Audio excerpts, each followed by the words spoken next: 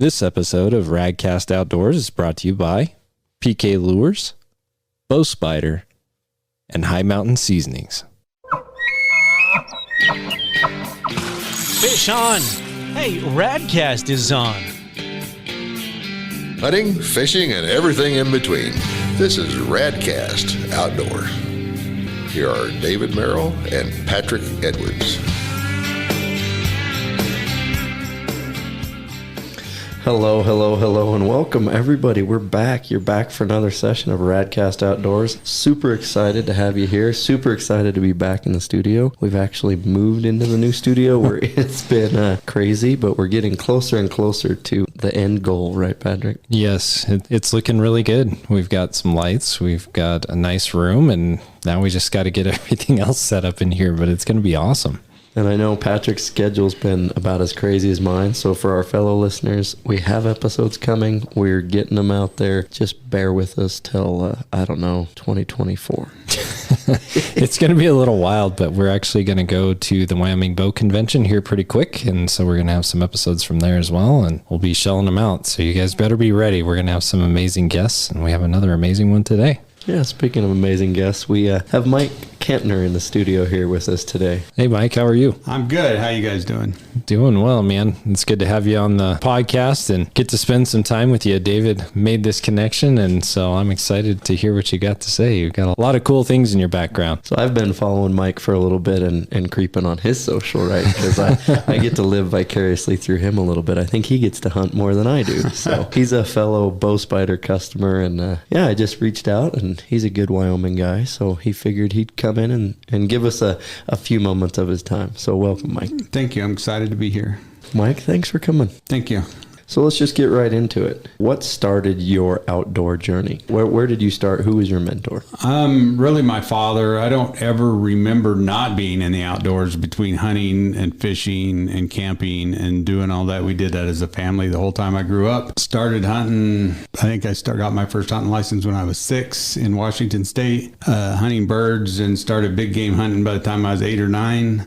Was always at that point really fascinated with taxidermy work. When I was a kid, we didn't have any in our house. It was something I always wanted, so we didn't have the money, so I just learned to do it myself. I started a correspondence course in taxidermy then when I was 12 years old, and that was a long time ago. And now, I started bow hunting shortly after that. I think I killed my first deer with a bow in 1984 or 85. And there's been many falls since then. And between fishing and hunting outdoors, it's pretty much been my life when I'm not at work since I can remember. Kind of a do it all everywhere, either fishing or hiking or camping. And that's interesting that you gravitated towards archery so soon. Was there a reason why, or did Dad rifle hunt? We rifle hunted when I was a kid. Then as we got into teenage years, we always shot bows. We always had bows that I can remember. And we kind of started gravitating towards archery hunting in Washington. At that time is when they were first converting over to you had to make a decision to either hunt with a bow or with a rifle. And the seasons were significantly better for archery hunting at that time. And so we just kind of gravitated into the archery hunting world at that time. I started archery hunting back in the days when compound bows had actual cables for cables. They weren't made out of strings.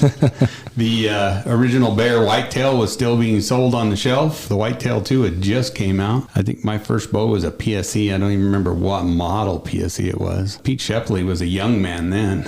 Okay. It was a long time ago. But yeah, I've got to meet Pete a couple times, and he's a great guy. And I started with PSE. Now, I was a little later than you. We won't throw you on blast there. But yeah, my first bow, and I was still a young man, was chasing critters with a PSE. And I think something that's lost nowadays in bow hunting is I killed a doe, and I'm still excited about that first harvest with my bow. I kill does every year with my bow. I absolutely love it. I'm one of those guys that I would rather shoot a doe with my bow than to go back out with a rifle and hunt later. It's just the way I am. To me, it's about bow hunting, and that's what I enjoy doing. And it's pretty rare year that I could pick up a rifle and shoot anything, even here in Wyoming where we have that option. I would just rather shoot an animal with my bow than to go back and rifle hunt later. And I'm more and more and more getting to be that same way. Once we do the archery August antelope, and then we move right into elk September. And once September kind of closes, there's a little bit of pain that goes every year of we got to wait till next year now, right? Yeah, it's definitely that way. And I kind of switch over to guiding family and friends with a rifle as the rifle season comes on, and I rarely shoot many animals at all with a rifle myself. Even the last couple of years, the deer I shot during rifle season were actually with a bow. I shot a few does during rifle season, but still with my bow. And I think there's a natural transition for a lot of big game hunters that start out with just want to harvest something, and then you get into that rifle game. But then once you transition into with the rifle, you harvest something 200 to 300 yards, you walk up and it's done. With a bow, you got to find them at 200, 300 yards, and then you got to figure out how to get a couple 100% closer. And that 20 to 30 yard mark is where I'm aiming for. Sometimes we're a little further, but at 120 yards, it might as well be 1,200 yards with a bow. Yeah. I always tell people I don't even start stalking an animal until most rifle hunters would be where they'd shoot it. Yeah, when I was younger, people used to tell me you'll get to a point in your life where it's not as much about shooting the animal, but it's about hunting and shooting it in the way and where you want to do it, and not as much about the trophy class, but having accomplished it the way you want to accomplish it. And that's kind of where I'm at the point in my life now, is when I go hunting, if I want to elk hunt, and I want to call elk, I'm going to bugle elk, and I want to call them in the rut and get that excitement if I can over anything else, because that's my preferred method. That's what I want to do. I want to shoot them with a bow in the middle of the rut, or I want to spot and stalk antelope in the heat of August when it's the most miserable out there, but that's the way I want to kill them. Right. Well, we've seen this in fishing as well, right, Patrick? You get a guy that just wants to catch a fish, and then he wants to catch certain fish, and then you progress to kind of the pinnacle of, hey, I want to go catch a post spawn X with this lure on this line in this body of water. And then once you accomplish that, you're like, well, can I do it in another body, right? Mm-hmm. And there is that progression of actually making it more difficult, because let's be honest, with drones, we could be harvesting trophy potential animals from our computer sitting on our couch at home. Oh, absolutely. Yeah. It can be done. Caveman was using the pinnacle of their technology to harvest animals. If we were to use the pinnacle of ours, it would lessen the experience. Absolutely. Yeah, I agree. Absolutely. But there's definitely a point in your life where it becomes more about the adventure to get out there than the particular size animal or the trophy you put into it. Yeah, and you talked a little bit earlier about having a fishing background as well. And so you can kind of speak to that end of it too. And you fish tournaments and kind of how things evolve over time with fishing too, right? Right. Yeah. I spent a lot of years chasing the bass fishing tournament circuit around all over the country. And after a while, I got to a point where I was much more enjoyed the time in the mountains fly fishing and more secluded, and not the rat race of that world, which there's nothing wrong with it. It was an absolute blast and I enjoyed it. But the lure, I guess, of the mountains and hunting and the high country fly fishing and the little more peaceful life was one of the things that brought us to Wyoming for sure. Yeah, absolutely. And getting out somewhere where most people aren't going to go, there's just something special about that, and listening to the wind come through the trees and catching those fish. And absolutely, just the views that you get in Wyoming are unparalleled, really. Yeah, I loved going into some of the high mountain streams where you're the only one probably going to fish it that year. And, there's hundreds and thousands of fish per mile, and they're not picky. And you can take your grandkids and teach them to fly fish at 6 years old, and they will catch fish until they're tired of catching fish. Yeah, absolutely. So tell us a little bit about your background as far as, your journey to Wyoming. What all brought you here? You talked about it a little bit. Well, I grew up in eastern Washington, hunting and fishing there around Grand Coulee Dam area in the wheat country, little small town. And as time eluded, I worked there as a nurse. I ran a small taxidermy shop there for a few years, doing mainly fish taxidermy. And as my kids grew up, my girls wanted to graduate from the high school there. My son was about 12 years old in 2009. And the politics of the coastal states being what they are, whether you like it or not, there's definitely different. Kind of seen the writing on the wall for me, and it was time to leave. And I wanted the opportunity to hunt more species and more tags with my bow without having to travel a lot. So as I researched places, Wyoming was pretty much the top of the list for the number of tags and the least amount of miles to be able to hunt the most animals. There's nothing like the state of Wyoming when it comes to that. And so I think you meant Colorado. No. Montana? Idaho. It's the worst weather ever when it comes to here, though. You don't want to put up with the weather. It was 0 this morning in March, 0 here. So And yeah, it's definitely cold. You have to learn to tolerate it. And if you don't love the outdoors, this country's not for you, because most people pull their hair out one winter and leave again. Yeah. So that attracted me to this country. Obviously, the hunting. It's no secret out there. You can listen to every hunting podcast out there, and Wyoming's on the top of the list, unfortunately. But it does have a lot to offer. So we just literally decided we were going to pack up and move to Wyoming, and that brought us into Wyoming, and been hunting here ever since and working as a nurse. Then the last few years, as I get closer to retirement age, we started talking about opening the taxidermy shop and kind of semi-retiring into there and backing out of the full-time work gig a little bit. That's kind of brought us to where we are today. So I have one other question on that. What was the biggest shock coming to Wyoming from Washington, besides the cold wind?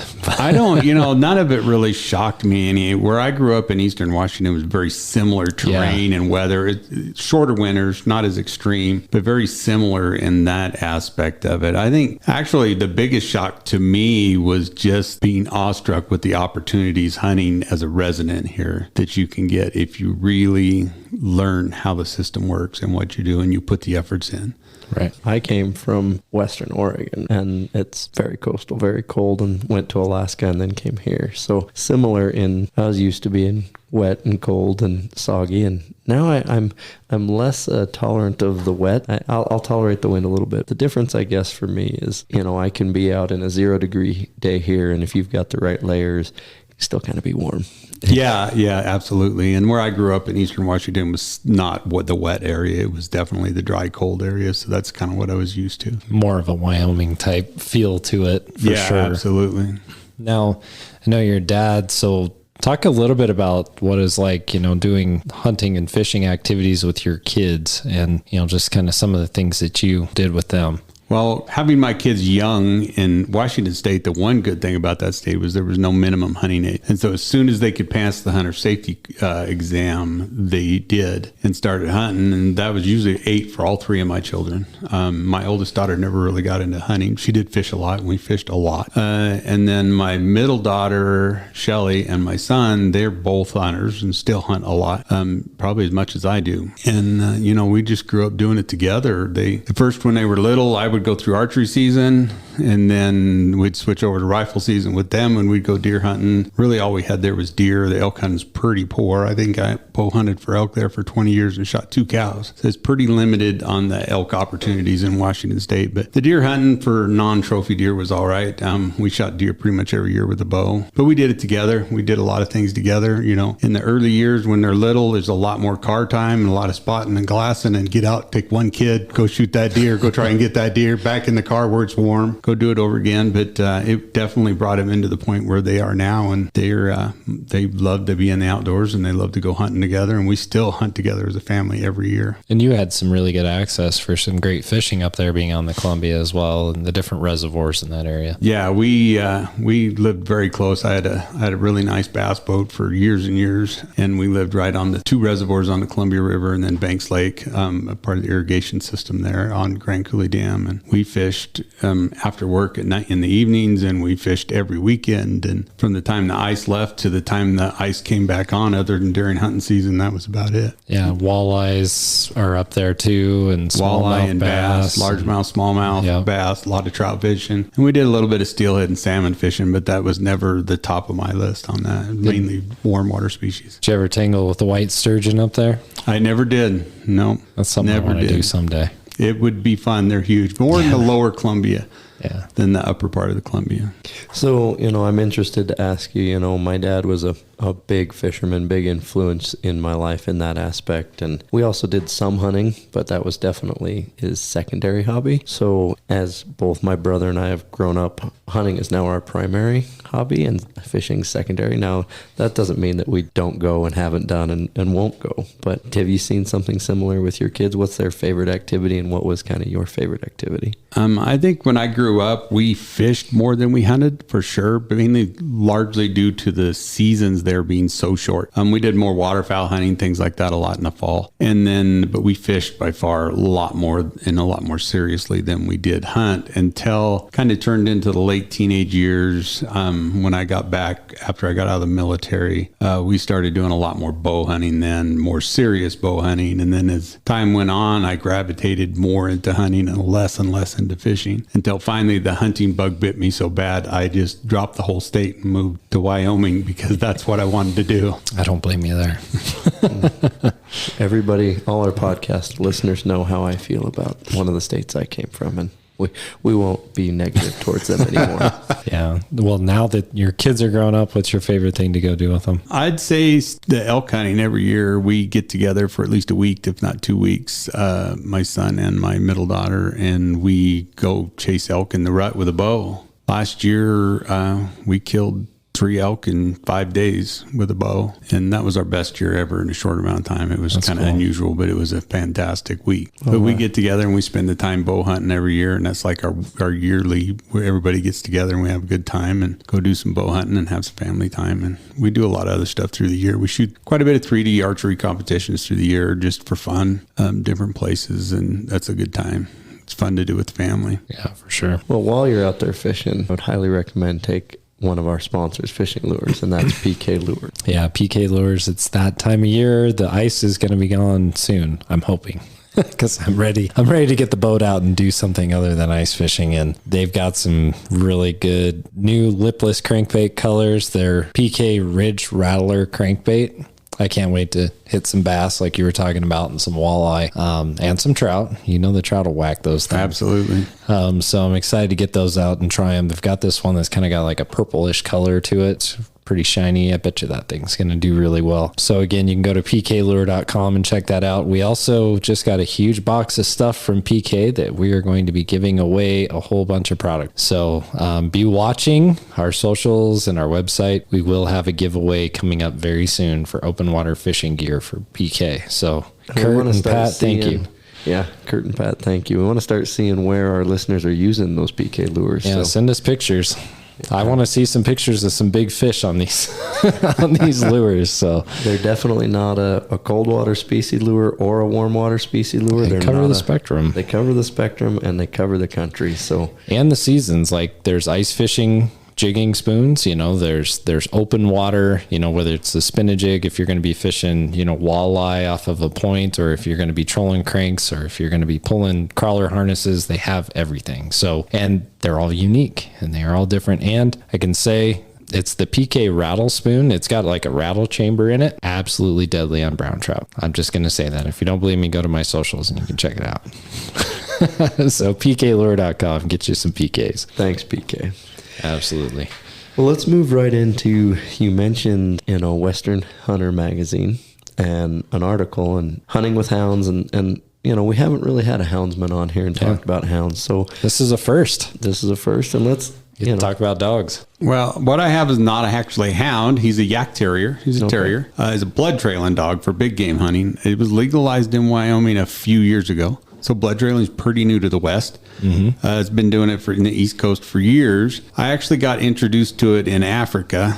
I went over to Africa, did some hunting over there. The very first animal I shot, I was a bit overexcited and made a bad shot on it. Not a real bad shot, but we had a hard time finding it. And they put the blood trailing dog on it, and went from a 12-hour blood trail to about a 35-minute recovery. Just got me obsessed with it. And so shortly after that, I got back, and here's the article Wyoming put out saying they're legalizing blood trailing and all the regulations to it and everything. And so I literally sent a text to my wife and said, hey, we're buying another dog. Guess what, honey? She tolerates him pretty well. He's pretty hyper little dog, but I, like most hunters, whether rifle or bow or anything, we've all lost animals that we've hit. It's a part of life. People want to hide it, or it's not fun, but it's part of it. And so I decided I was going to do my best to recover as many animals as I can. And so I went and found a breeder out of Idaho, over by Idaho Falls, that had yak terriers, and they were used for hunting and trailing, and a lot of houndsmen use them with their hounds. And so I got one, started training him, Went into the first season of bow hunting with him. He was 12 weeks old. The first animal we put him on was a mule deer my wife shot, made about a 300-yard run in pouring rain. And, blood trails are hard to follow in that rain. Mm-hmm. And I put that 12-week dog on that thing, and he went straight to that deer. And I was pretty sold at that point. And so I put him on pretty much everything I kill. The dog goes after, whether I see it fall inside or not, just to get him used to it. So in the last 4 years, he's with friends, animals, and everything. He's pretty much trailed almost 100 animals probably by now.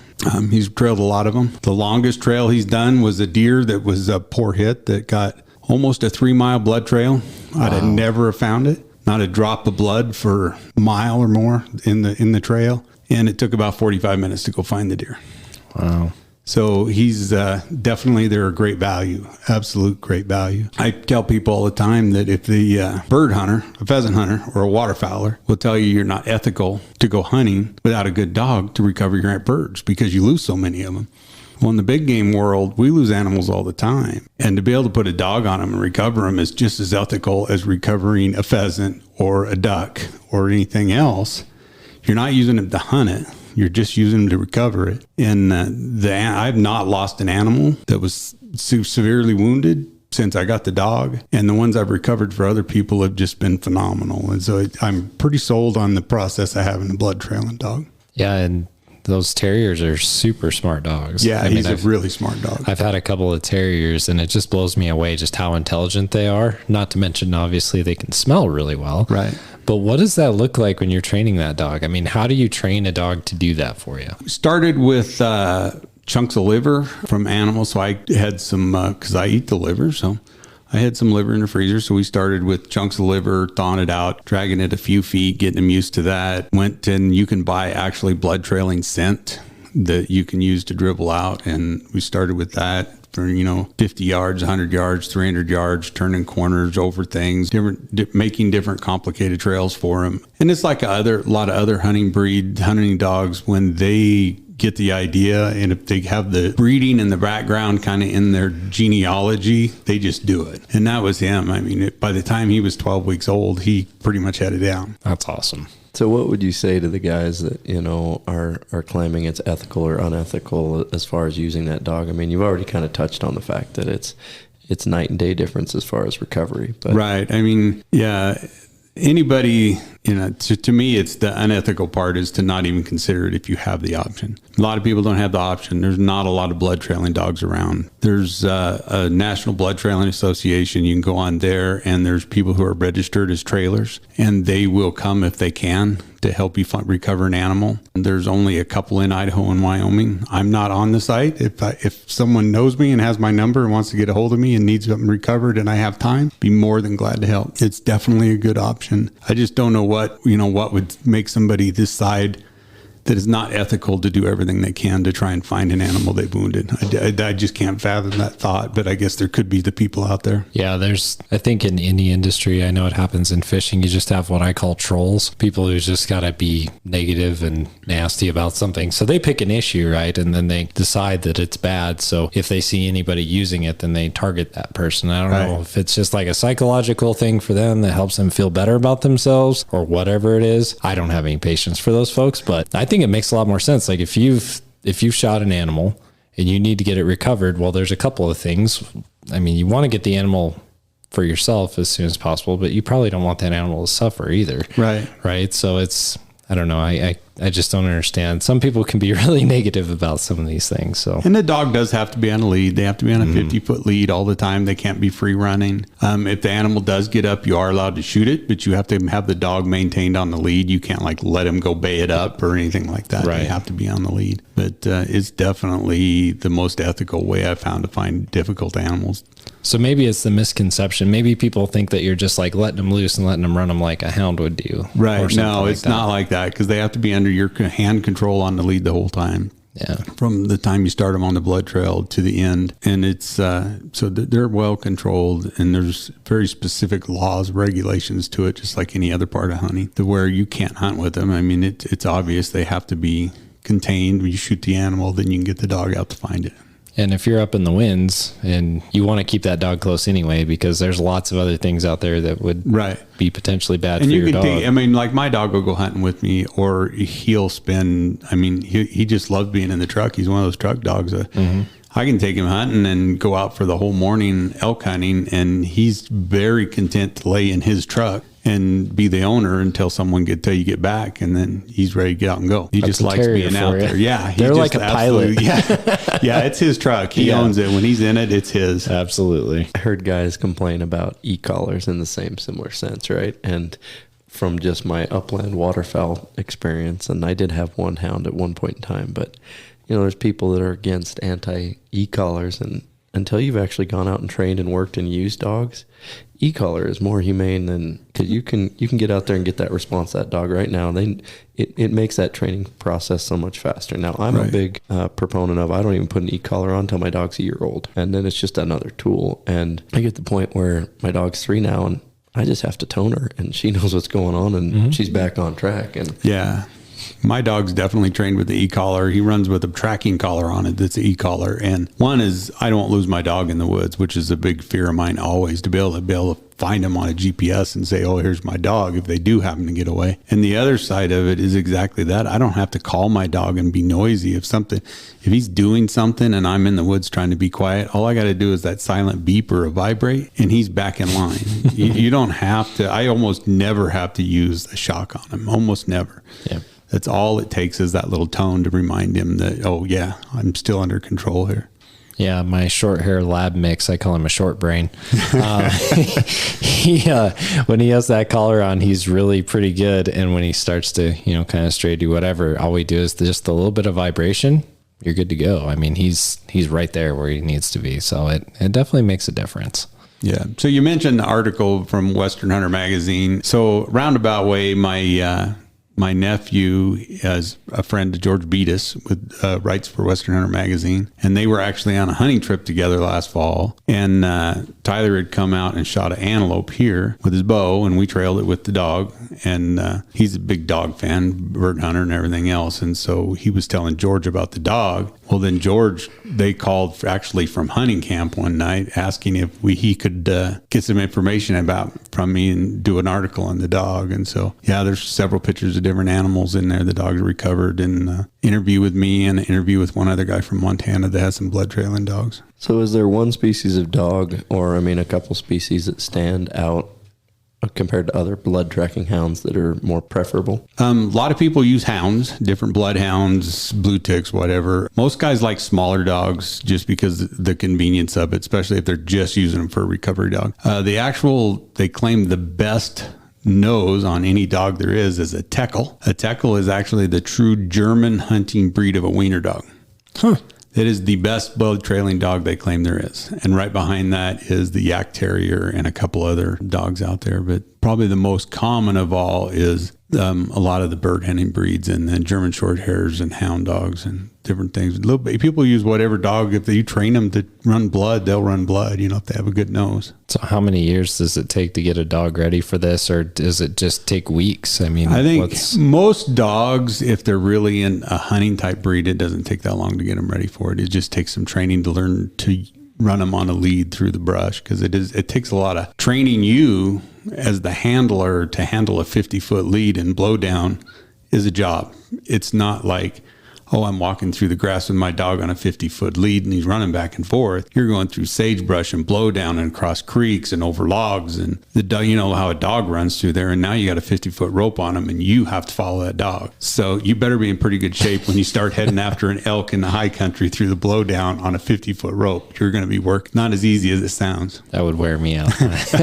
I don't like blow down that much. Is there any articles, literature, or any place for somebody that wanted to start training a dog like this? I would say the Blood Trailers Association, the United Blood Trailers Association, the website, they have pretty much all the information you ever want, from seminars to books that you can get to. That's where I got the information to learn to train them and the ideas on how to train them. And they're kind of the pinnacle in the United States of blood trailing dogs, training them and where to go do things. There's actually a pretty good group out of the Front Range of Colorado right now. and I can't remember the name, but it is a blood trailing association for Colorado, and they're getting pretty active with the blood trailing dogs, actually having some competitions and stuff. That's pretty sweet. And so I'm guessing the competitions, they have something, they go hide someplace and then they time the dog? Yeah, or? they usually run a blood trail, do some complicated maneuvers with the blood trails, sharp turns through brush, periods where there's no blood on the ground. And then they usually have to go find like a piece of fur or something that's out there. Oh, that's impressive. So David, we got to talk about bow spider for a minute too. David just got back from the Iowa Deer Classic. It was a good time. Yeah. Got to meet a lot of new faces, some old faces, some loyal customers, and got to show people all the ways they can utilize their bow spider in their life. The new thought came to mind is it's not your grandfather's bow you're buying. Quit carrying it like your grandfather did. That's right. Yeah, it's definitely one of the best, most innovative archery inventions I've seen in years. I have, I think, 6 of them. Every backseat of my truck. I have 2 on my pack. My kids have them. I don't even know what I'd do without it anymore. It's just become a part of my hunting arsenal for everything I do with my bow. I'm sure you use it in your 3D shoots. And absolutely, yeah. I take it everywhere. So it makes life so much easier. Bows are cumbersome to carry. Yeah. So what's your favorite use? My favorite use is the back of my truck seat. My bow can ride there through the roughest, worst terrain, never get damaged. And it's right there. If it's August and it's antelope season and I see an antelope, my window's down, I don't even have to open the door. I just reach through the window, grab my bow, and head out to go make a stalk. That's it. I'm ready to go. Mm-hmm. It's that easy. A lot of people in this industry specifically like to market with the word game changer. And I actually explicitly try not to use it because I hate how much I go by a booth and somebody says, oh, game changer, game changer. But literally, if you haven't picked up the bow spider, seen the bow spider, go look at some of the videos we have out there. Every customer I have that's integrated the system into their life, that's what they come back and tell me is it's changed the way I hunt. Whether you're whitetail up and down the tree with no pull rope, whether you're a spot and stock guy, antelope, mule deer, elk, the attack pack. I mean, I don't know if you've seen that yet, Mike, but you can drop your pack, still clip your bow on your back, and you can crawl in that final 100 yards on a bedded antelope or a bedded mule deer. What other system allows you to do that? I first hunt I took it on was a mountain goat hunt with a bow, and the Tetons the first year they put that tag out, and be able to have my both hands, both feet, bow immediately available going through that scree rock right above a cliff is an unbelievable thing, and I was hooked from that point on. Yeah, bowspider.com is the website. I mean, you don't have to take it from the 3 of us. We're here just a couple guys talking about it, but there's hundreds of customers that have converted to one. Well, and the one thing I'll tell you is if you're out there and you have a local bow shop and they don't know about it, you might tell them about it so that you have a local dealer. That's one of the things that David's trying to do is work with local dealers. So if you have that bow shop down the road from you, tell them about it and see if they can get a stock. So moving on here, I want you to tell us about your taxidermy business. Tell us kind of what was the impetus of that, the history of that, and how you got into it. Well, like I said, I started doing taxidermy when I was very young. I think I was 12 years old. I started a correspondence course for taxidermy because I wanted to do stuff for myself. And I knew I was never going to afford the money to just have all the mounts I'd like to have in my house, which is no wall space, just mounts everywhere. Believe me, my wife will tell you it's full. It's a showroom. But so that kind of got me spurred into it, and I've done it ever since. And so 30 some years I've been doing taxidermy work. Opened a shop in Washington State when I was younger for a while, mainly did fish there. Then kind of closed with some of the economy and work and life and kids and everything, and just didn't work out at that point. And then coming to Wyoming,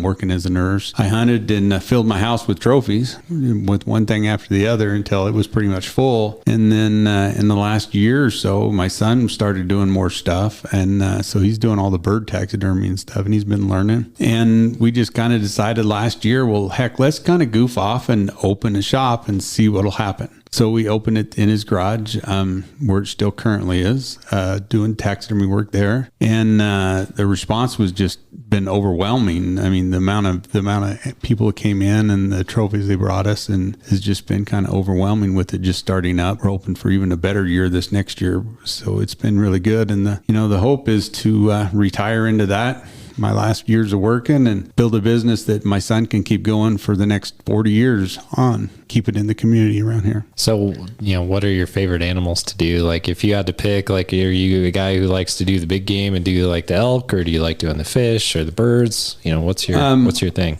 I think by far my favorite, I like to do the big game animals, especially the real big stuff, kind of the once in a lifetime stuff. So the trophy, the sheep, the moose, the sheep, the goats, some of that kind of stuff. I love doing big game heads all together. I really like doing the artistic part of it. So instead of just the head on the wall, but if you look at my Facebook page under Kentner Taxidermy, you'll see some that I got working on. It's like a white-tailed deer going through the tule weeds with rubbing a branch on there. So it's alive, and it's more art into the whole thing than just that head on the wall. That's probably my favorite to do. And that's when I do really enjoy doing fish for that same aspect, because you don't just have the fish, you have the fish and the scenery and the things that go with it that just bring it alive. And so adding those extra things into a mount that's what really makes them really special to me. So like the deer I just did is coming through the tule weeds. It's in a snow scene, and it was actually shot this last year in November in the swamps around Ocean Lake in all the tule weeds. And so it's mounted just pretty much the way it was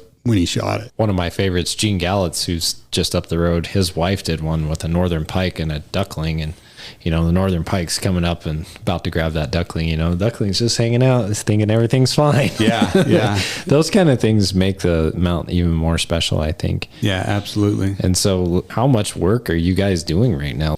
How busy are you? Right now, I'm just finishing up the rest of the big game stuff from last hunting season. I got some fish come in through ice fishing season. My son's got a few more birds to do from the bird season to go in. So things are starting to slow down a little bit right now. We do have I got a couple cats coming in, so for some mountain lions to do a couple of those. And then we're going into spring bear season, and we're hoping to run a special on some spring bear stuff for the years, get some people to come in and get some bear work done this spring. And we can do either shoulder mounts or rugs, full body mounts. I also do pack mounts, which if anybody's seen them, the looks like the animal being packed out on a frame. That's a pretty cool one. It's kind of a new idea to just be able to display something like a bear and not have so much wall space taken up. Yeah. Do you do replica fish too? Or I do replica fish, yes. So you do replicas and skin mounts then? Yep, replicas, skin mounts. And then for like the cold water species, for most of the trout species, I do kind of a combination. So it's a skin mount,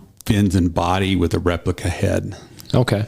Because the heads on the cold water species has such a shrinkage problem. It's hard to, you're putting a lot of putty back into them. It's hard to get them as realistic looking. So it's kind of a hybrid of a partial replica, partial real fish, skin fish. I've noticed over time, like you see different skin mounts and replicas, and it seems like the replicas hold up a lot better on a lot of them. Yeah. Skin mounts will hold up pretty much forever if they're done correctly, if they're preserved correctly. But a replica is definitely more durable. A skin mount falls off the wall, your fins are broken. I mean, they're just very fragile. They're thin, they're fragile. If you add a bunch of beef to them, then they look fake. The fins that are on the new replicas are more flexible. They're more of a rubber product, and they're definitely more durable altogether with that. But then with the replica, you're not getting the exact size of fish. It's the closest replica form that we can get for that fish. So you may be a half-inch shorter or slightly bigger girth or slightly smaller girth or something. But the paint job I can make look, if you get good pictures, pretty much what you caught.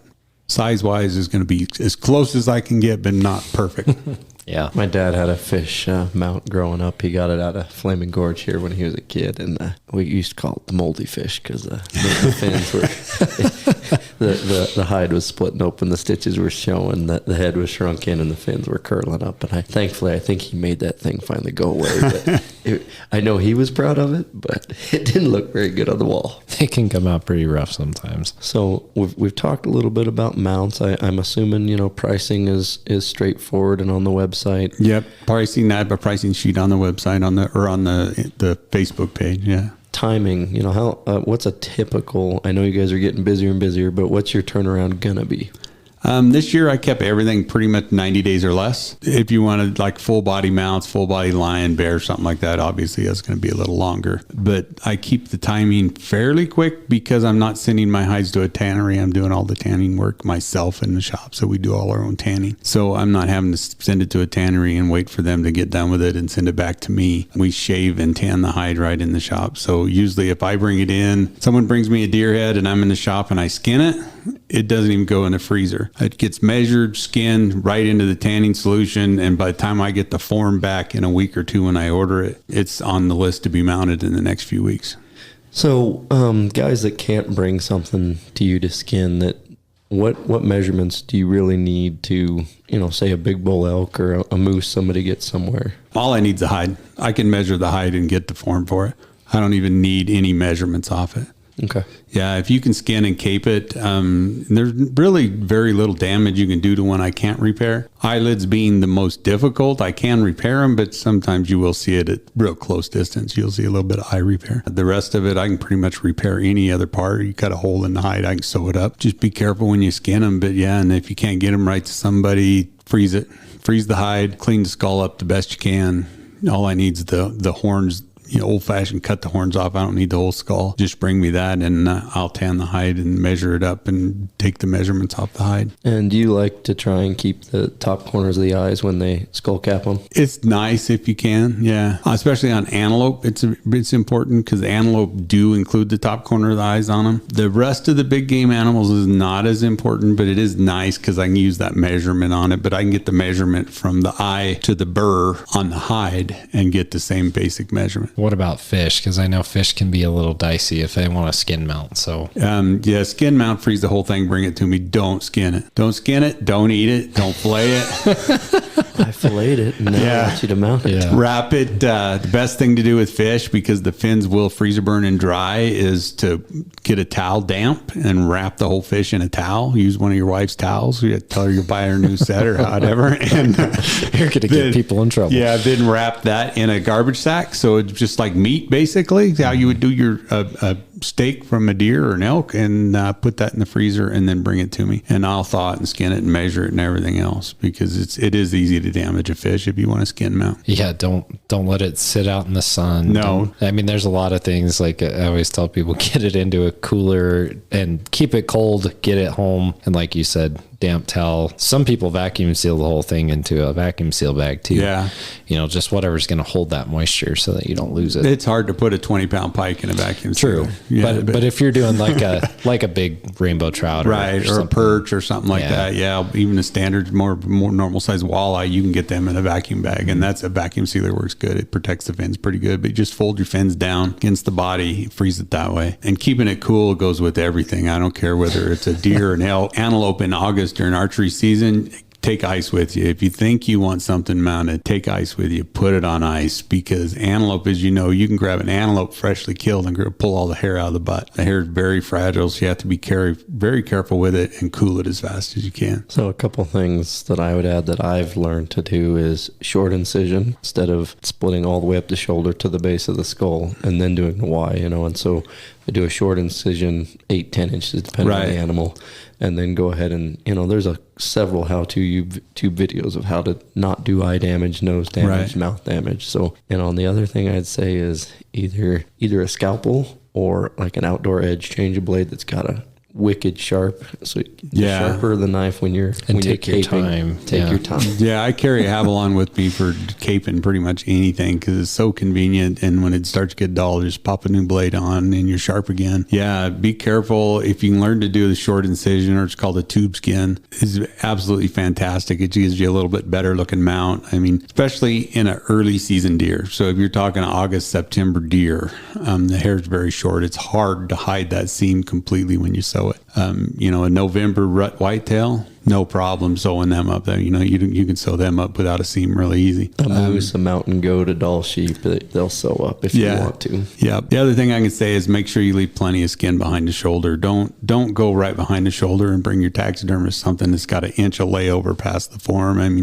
It doesn't take much more work to carry out 10 more inches of hide on a deer or an elk and give him. No taxidermist is ever going to complain because you gave him too much skin to mount. But I've had some come in that are short, and you got to overstretch stretch the neck to get it on there, and then you end up with a smaller neck than what you want, because you can only stretch your skin lengthwise or widthwise, but you can't really stretch both, so you lose out that way a little bit. So give them all the cape you can, and then you get that nice big neck you like, and definitely the better looking mount that you want. So we do the gutless method on all our elk, but if we're saving a cape, I kind of imagine where my belly button is, and I make a ring around the elk there, and I still do a short incision, and I make sure I come up the back side of the elbows, and stay off that front side. Right. Yeah, I usually tube the elbows even. On elk, I'll usually cut all the way down the back. I don't mind having them cut all the way down because the mane on them's pretty long. It's an easy decision to sew, and you won't really ever see the incision on them. But if you can tube them, it's always just that much easier doing a short incision on them. Yeah, the biggest thing I worry more about having enough skin to get over a form, especially when like an elk or a moose, when you got such a big shoulder and then you want a full shoulder with the first part of the front leg on it, and the customer brings you barely the brisket. And then it's like, well, this ain't going to work. We're going to have to be a little shorter and smaller than what you wanted. Yeah. What's the most difficult ones to do? Like of all the, whether it be game or fish, what are the more difficult ones? Some of the more difficult ones are some of the upland birds because the feathers fall out so easily. Turkeys are a bit challenging. And, most of the big game species are pretty straightforward doing them. I mean, there's always little intricacies like antelope. You got to be careful with not pulling all the hair out. I mean, you can take a deer or elk hide and be pretty rough fleshing it, and you don't have to be too careful with it. But you do that with one antelope and you'll end up with bald spots halfway down. It's a little more tender with those. They all kind of got their intricacies in doing them and getting them put together right. But I would say the little birds, the upland birds with the fine feathers, are probably the hardest of all to get to look right. How about on the fish side? Well, I would say the fish side, the hardest is the cold water species. The trout, salmon, those type of fish, just largely because the skin is so smooth, the scales are so small and a little more delicate. And so you just got to be a little more intricate in the whole working of it to keep so you don't see any of the form under the skin. You don't see a wrinkle. You don't see like little sand beads under it from sanding it or any of that kind of stuff. You have to be pretty meticulous in keeping them clean. That makes sense. So, speaking of fish and game, what is your favorite fish species to eat? I would say my favorite fish species by far is a yellow perch. I like Outlander. I like warm water species better than anything, but there's crappie and perch are by far, I think, the best eating fish out there. Yeah. How do you prepare that? Talking about Outlander in the old days, he introduced the instant mashed potato flakes. You dip it in a little milk and an egg bath, and then roll it in mashed potato flakes and fry it, and that makes some of the best fish you ever seen. Real common in the Midwest as a shore lunch batter, but it is fantastic. Talking about those Idaho potatoes. Yes, right? absolutely. Instant Idaho potatoes, one of the best fish batters in the world.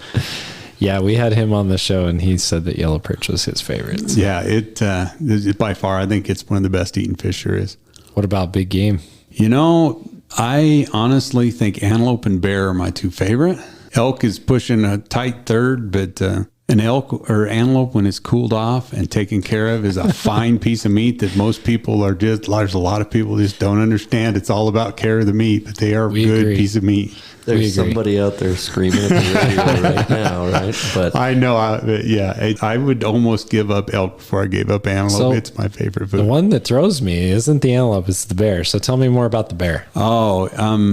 I take the bear, and I just shot one this last year, and I take all 4 quarters off it and brine them just like you would a pork ham and smoke them into a ham and bake it into a roast later. And that's by far one of the best pieces of meat you will ever have. I think High Mountain just did a post on doing something like that. Yeah, I used their ham seasoning on my bear this year. It was fantastic. Okay. Yeah, so Robin Defoe, I'm giving a shout out to one of my buddies that I went camping with this last Memorial weekend. He brought some spring bear steaks up to Glendo, and we cooked those up, and that was pretty darn good. And I hadn't really eaten bear. I think I had it once in Alaska or something like that, but I hadn't really eaten it, and it was pretty darn tasty. And so that's why I was so curious about that. Yeah. Bear is fantastic. I don't throw the back straps away. They get all cut up into steaks, but I really like bear meat, bear rib, all of it. I eat all of it, just like any other animal, and it's one of my favorites by far. And what about birds? I mean, what's your favorite? I mean, upland Favorite birds? I actually am waterfowl? a duck guy when it comes to that. I like the puddle duck, waterfowl, mallards, that stuff. They're probably my favorite of the bird species of them all. How do you cook them up? We either will cook them up as like a real rare steak in the breast, so it's pretty rare, or cut them into like finger steaks and fry them that way. Do fried finger steaks with the duck breasts, and they're really good. Well, Yeah. we've got 2 high mountain seasonings here on the table, right? The garlic rub and the venison rub. And if somebody wanted to just start out with that, you mean they have hundreds of species of recipes and different varieties and flavors, from lime to chili to taco to, well, you name it, right? But always in the cupboard is those 2 for Absolutely. whatever I'm That doing. garlic rub I actually buy by the bulk. I have like a 5-pound bag in my house all the time. I don't even buy the little bottles because I go through so much of it. Drives my wife crazy, but it's one of my favorite things. Yep. And on our YouTube channel, we've got some videos on how to use some of their products, and we'll be having more this year. We did a brisket with their brisket seasoning, and that was awesome. I've not tried that one yet. It's good. You got to try it. And then we did a spatchcock turkey with the poultry rub. That was awesome too. I do usually several hundred pounds of antelope and deer bratwursts and hot dogs every year with their stuff, and it makes fantastic hot dogs and bratwursts. Oh man. So go to High Mountain Jerky's website, HIMTNjerky.com, to get your own stuff. And they've got great starter kits too. I mean, you can buy a kit and try 10 different things, or 5 different things. They have different kits out there. So give it a shot. We certainly love our High Mountain, don't we? All of us guys. Yeah, I do. I have lots of it at the house. And you can't really go wrong. I mean, their fish seasoning too, I will say. Yeah, it's wonderful. Man, that Western style trout with a pan fried trout, or take it up into the mountains and put it on a brookie, that you just caught. It's pretty darn good. The bayou bass on halibut is wonderful.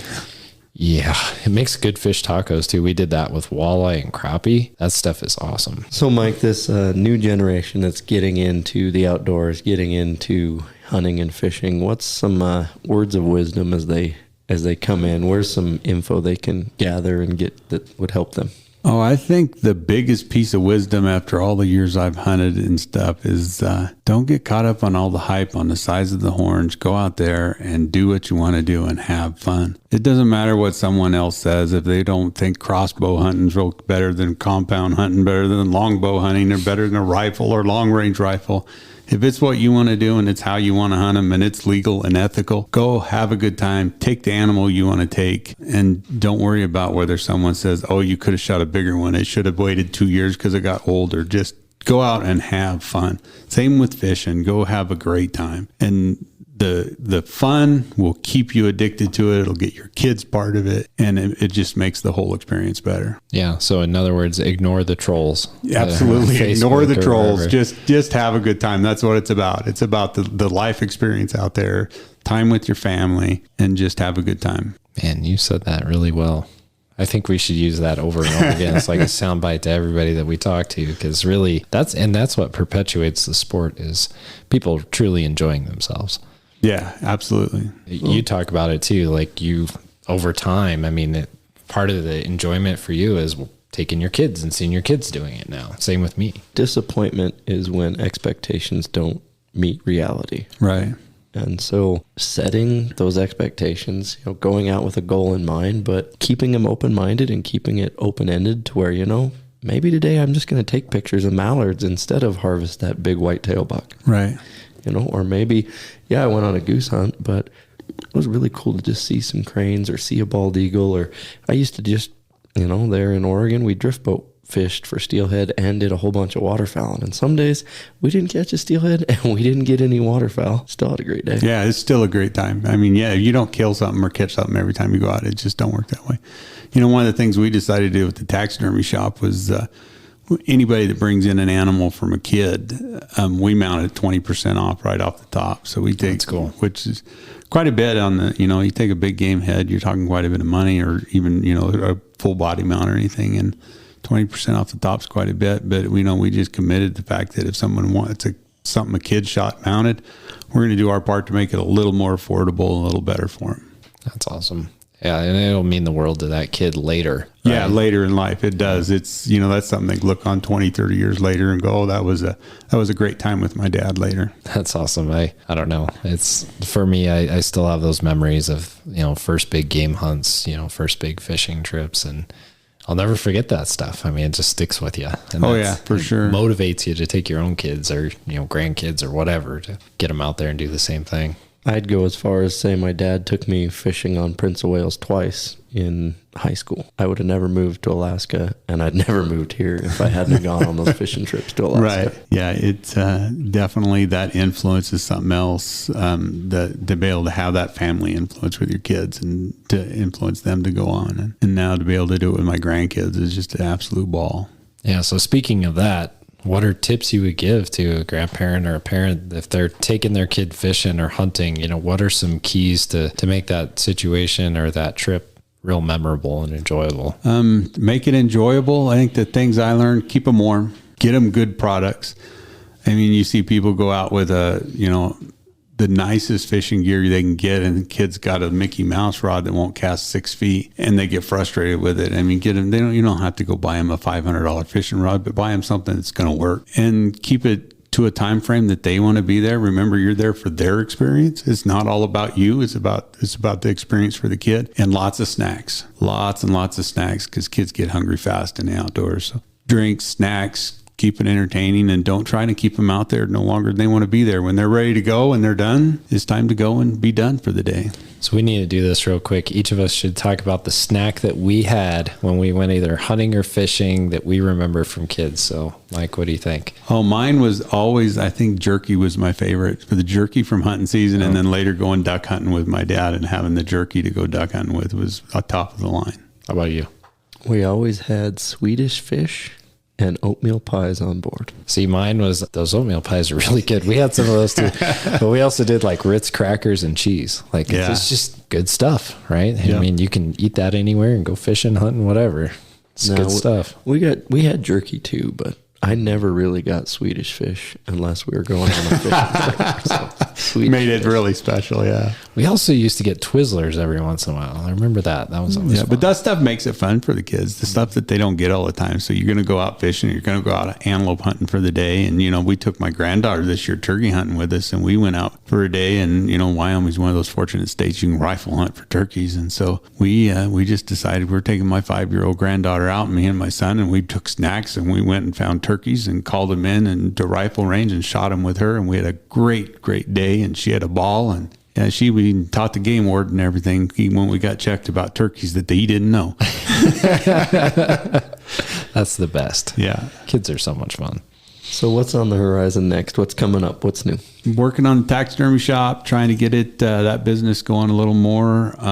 Hoping to draw some good tags this year. Looking at another elk hunt. I hopefully be off the whole month of September, do some hunting, take in some animals from some people. But I plan on doing a lot of bow hunting, getting out and doing a little spring bear hunting this spring. And my son and I have been talking about another Africa adventure.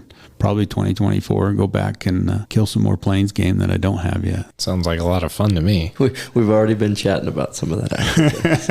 Yeah. Well, how does somebody get a hold of you for the taxidermy? Taxidermy shop, they can email me at kentnertaxidermy@gmail.com. Give me a call at 307-851-1471, and all that information is on our Facebook and Instagram page under Kentner Taxidermy. And do you have a website, or is it just the I socials? do not have a website, just the socials. So go to the socials to find us. Go to the socials. You'll find me there. That's the biggest thing right now. And then Rocky Mountain Sports has a little display down there with my information on it. You can get a hold of stuff. I got cards kind of going around everywhere. And if you need anything, just, let me know, and we can arrange a time to meet you. If I'm not already at the shop, we'll arrange a time to meet you at the shop and get the stuff taken care of. That sounds great. Well, really appreciate you coming back on. Want to get you back on, after season and see how things went and see how taxidermy's going. And absolutely, it'd be fun to go. We can compare some bow hunting stories after the end of the season and see what happens. If I get out in September, I don't know if I get the whole month off this year. But you better make time to get out. I kind of force my way into it every year. That's my time of year, and I'm gonna go. No, we're, don't start a hunting company if you want to go hunting. That's my biggest piece of advice. Yeah, well, the taxidermy business is the key pickup there too. But fortunately, there is great freezers in the market, so people can freeze stuff, and I can run down and pick stuff up from people in the middle of hunting. I don't hunt that far from here. I think I'd have a freezer out front and a little tag drop box. I've actually thought about something in that line to fill out the form, drop it in the box. I'll get the deposit from you when you get back. And hope the power doesn't go out. Yeah. Yeah, that's a fear always. Yeah. Con the neighbor or pay a high school kid to come by and check on it. Those are all things we've talked about is, getting some high school kid that wants to learn a little bit and start doing a few things and willing to take animals in and just fill out the log for the state and do some of that stuff too. So there's going to be some options. We're going to be available, even though we're going to be hunting. The taxidermy shop will be available, and we'll keep moving along with that. So we're not going to leave everybody without someone to bring their stuff to in the middle of hunting season. And we'll put your information in the show notes so people can find that at radcastoutdoors.com. So we'll have all Mike's information there so you can get a hold of Mike if you want to utilize his services and get a fish done, get a bear done. Who knows? Absolutely. Yeah. Give me a call. Awesome. Well, it's been really great to have you on. Thanks again for taking the time. And, folks, we're moving on up in episodes here. This is episode 77, and it's hard to believe that. I was going through stuff the other day, Mike, and I was looking back at where David and I started. We started fall of 2019. Can't believe it's 2022, and we're still doing this. We're still recording, still having fun, and meeting new people. Again, I would have never met you if we hadn't done this. So it's a lot of fun for us. And the way that people can help this show is we don't put a whole bunch of money into marketing like some of these other podcasts. This is a grassroots deal. So if you know somebody who hunts or fishes, tell them about the podcast. Show them how to download it on their phone, whether they're using Apple Podcasts or Spotify, whatever podcast app they have, and just tell people about it. I mean, that's one of the biggest things, and we've got a little bit of everything for everybody, lots of different subjects. And you can go to both Spotify and Apple and rate the podcast, which helps us a bunch. And we do take 5-star ratings. Only 5-star ratings. But again, Mike, thanks for being on, and we'll come back again soon with another episode of Radcast Outdoors. All right. I appreciate it. Thanks for having me.